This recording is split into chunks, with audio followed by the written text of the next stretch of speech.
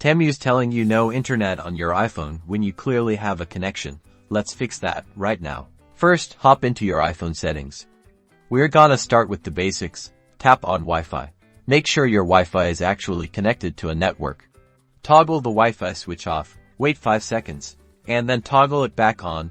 This forces your phone to reconnect. Still nothing? Okay, head back to the main settings screen and scroll down until you see Cellular. Tap it. Now scroll down this list until you find the Temu app. Make sure the toggle next to Temu is green. If it's gray, Temu is blocked from using your cellular data. Okay, if Wi-Fi and cellular look good, let's reset network settings. Go back to the main settings menu and find General.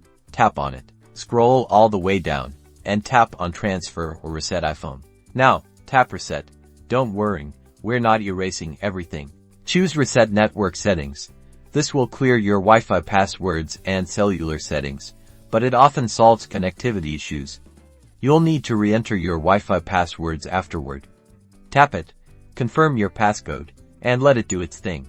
After your iPhone restarts, try opening Temu again.